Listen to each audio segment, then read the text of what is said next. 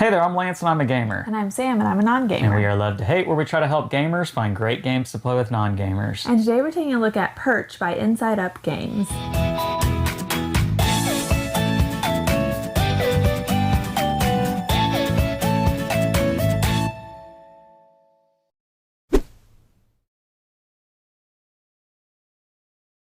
Perch is a worker placement game that is coming to crowdfunding here in the near future, so make sure to check out that link down below in the description of this video after you watch it.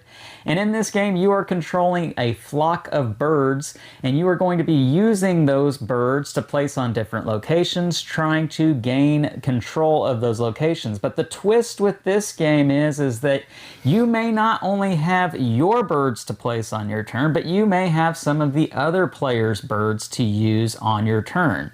Let me show you how it works down below, and then we'll come back and share our thoughts on it as a gamer and non-gamer. All right, I have Perch on the table from Inside Up Games. Now, I do want to point out before we get too far into this that what you see here is prototype. The final artwork, components, and rules may change once it's released from crowdfunding. That being said, I can tell you that these nests right here, they are going to be painted. They're not going to be white. They're going to be brown, and they're going to be more finalized. These are 3D printed components, as well as some of the birds. They are going to be painted better and look better, more finalized. Again, prototype here, so just keep that in mind. This is an area control game in which you are going to be placing out your birds, trying to control these locations over here, trying to get your birds on the fountain to have the most points at the end of 5 rounds. What you have here with the game, you have tiles with some really nice artwork on them. You do have a centralized board right here, and then every player has a bunch of birds that you will have in your player color that you'll be using to put on these locations. You do also have some acrylic standee pieces to represent the different creatures in the game. You have some other tokens and a draw bag that you will be drawing from throughout the course of the game. Now, how a game is going to work, again, it's going to be 5 rounds. The player who most recently fed a bird is going to be the start player, and then you'll pass out the rest of the player tokens in clockwise order. And starting with the first player, you will perform the migrate phase of a round. And what that means is you are going to simply add 2 of your birds in your player color to the draw bag, and then everybody else will also add 2 birds to the draw bag. And then you will go to the next phase, which starting with the first player, you will draw 2 birds out of the bag. And again, there's 2 birds of every player color in this bag, so you don't know what you are going to be getting. But, oh, look at that. I happen to draw my own birds. That's pretty nice. But chances are that's not going to happen. I will probably end up drawing either one of my birds or someone else's bird. And in addition to that, I take 2 more of my birds, and then it would be the next person. And then they would draw 2 birds. Then the next player would draw 2 birds, and everybody is adding 2 of their own birds to the 2 they drew from the bag. So you're going to have 4 birds each round. And again, starting with the first player, you will choose one of the birds that you have to place on one of the locations. Now, these locations are going to award a number of points to whoever owns that location at the end of the round, and then you'll get a number of points if you are second most and third most. Now, if there are ties in the game, ties are really punishing in this game because ties will cancel out all tied players. So if there's a tie for first between 2 players, those 2 players will get nothing. And then if whoever was in second, they'll get points, but you don't want to end up in a tie in this game. Now, as you can see here, this tile does not award any points because tiles also give you abilities. This particular tile lets you become the cat controller. And again, I showed you that there are acrylic standee pieces in this game. There's the cat right there. And when you control the cat will come out on the board, and there's going to be matching cards here. The cat's ability says that you get to move the cat to a location with the most birds being your player pieces. And from location where cat stops, send 1 bird to the fountain and move 1 bird 1 location in any direction. So you would get to perform these actions on your turn turn when you're placing a bird out. So maybe I place a bird out, and then if I control the cat, I can use the cat to do the ability that's listed on here. I'll come back to what it means to placing a bird on the fountain here in just a second. But some of the other locations are going to give you certain things. This location gives a lot of points, and it has a nest on it. So, and a nest is denoted by this icon down here. And when you place a bird on this location, if there's not a bird already in the nest, you can place your bird in the nest. And as you can see, these pieces have little pegs on them, and that's because you are going to be stacking things on them like so, like that. And your stacks will go taller and taller and taller. And as you place on tiles, you do have to put like colors in the same stack. So like I did just there, you would not place a separate stack. You would want to stack on top because birds of a feather flock together. Now, the special thing with the nest is that it counts as a bird. So in this particular case, I would have a stack of 4, not 3. But if through a series of events, I were to lose those birds and the nest were to become empty, well then whoever ends up going there next could take the nest. So that's how nests work. I'll give you another example of a location and what it can do. This one right here, the precariously hanging nest. If this location has 4 or more birds, send all of birds on this location to the plaza. Now the plaza is going to be down here underneath the fountain. And again, we'll come back to this board in just a second. So again, on your turn, it's very simple. You will be just placing one of the birds you have for that round. Again, you have 2 from your own flock and then the 2 that you draw from the bag. And what that means is you will be placing out other players' birds on your turn. That's quite interesting with this game. It's pretty unusual that you will be placing other people's workers, essentially. And you'll want to cleverly do that and adjust your game plan to either winning or losing these locations, because some locations give you more points if you don't win it. But again, if you don't win, you don't get to do the extra ability on here, which is to place 1 extra bird into the bag. And that's going to be very beneficial later on in the game.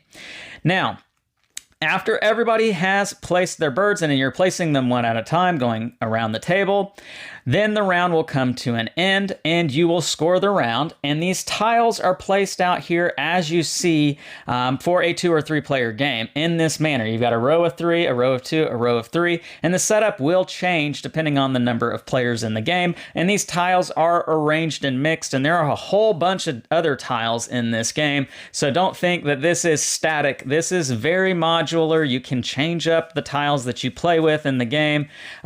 And depending on player count, the way they're arranged changes as well. But the reason why I'm making such a point of this is that they're scored in their order that they are in at the beginning of the game. So you would score this one first and then move on down the line. And again, giving points to whoever controls the location, having the most birds for this number here, second most there, third most there. And that's the idea with these locations and scoring. And you'll play 5 rounds. So you'll go all the way. And then in round 4, you will get these birdhouse tokens. Now, each player will get a birdhouse token.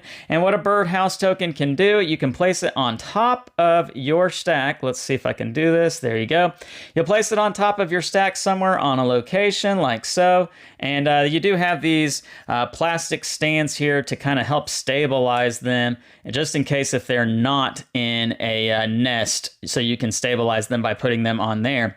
But anyhow, the bird houses are going to allow you to keep your birds safe, because the creatures are going to be moving around. Players who control them are going to be able to move them around and scare your birds away, sending them to the fountain. But if you have a birdhouse on them, that protects them and they can't be adversely affected. Now, the downside to this is that you can't continue to add on to your stack once you put a birdhouse on it. It pretty much makes it solidified once you do that. And then in round 5, you will get a lightning bolt. Now, lightning bolts are going to be used to zap birds and remove them off of a location, and immediately they will go to this board over here. So let's talk about this board. I keep referring to it time and again. Now, I do want to point out real quick that this board has a score track around it, but it is double-sided, and this is the 2 to 3 player side. You flip it over, the fountain is going to look different in a 4 to 5 player game. But what you will be doing in this is you will be wanting to try try and get your birds on these spaces here on the fountain because it will give you a number of victory points at the end of the game, and the higher up you go, the more the points. The catch is that you have to fill in spots below spots that are higher on the fountain. So in other words, you need to fill up these two spots right here before this spot could be filled up. And so you want to play this cleverly, because if you take up those two spots, then somebody's going to swoop in and take the next spot, and they're getting 2 points, whereas you're only getting 1 point for your birds down there. And that's how it works going up the fountain. Now, you'll get these points at the end of the game, but you'll also get points for whatever birds you have left in the bag at the end of the game. And so at the end of 5 rounds, you'll remove all the birds, and then you'll place them down here. This is called the plaza, and birds in the plaza are going to earn 1 point. What you'll also receive points for at the end of the game, whoever has the tallest stack of birds on any one location, they're going to get 10 points. If you control a creature in the game, you will get 3 points. You'll get points for your birds in the fountain and points for your birds in the plaza. Now, in addition to this, you do have personal objectives, secret objectives that you could play with in the game, and it'll be different things such as Jack of all trades, control at least 2 woodland creatures, that gets you 5 points. Here's another example, control no woodland creatures, that will get you 3 points. And so there's a whole bunch of these that you can play with. You'll get dealt some at the beginning of the game, and that's how it works. Whoever has the most points after 5 rounds is going to be the winner. In between the rounds, you are going to change up turn order. That's why you have tokens here. Whoever has the most points is going to be the start player for the next round, and then second most will get a token. So turn order is not always clockwise. It's based off of these tokens. But otherwise, that's it for Perch. Let's go back up top and share our thoughts on this one. And we're back, and now we're going to share our thoughts on Perch from a gamer and non-gamer's perspective. So Sam, first impressions seeing this out on the table, love the artwork, love the look to this game. The little birds are really cool, how they stack on top of one another, the nests, everything about this game looks really cool. What were your impressions as a non-gamer? Yeah, I mean, I think it looked really interesting, and it looked fairly simple. I mean, there's not too much going on. And the cards, the placement cards where you can put your birds on, are pretty self-explanatory. Yeah, everything that you really need to know about this game is visible, which means that there's probably not going to be too many questions to have to answer. It seems like the game is pretty intuitive, and it's a breeze to play it.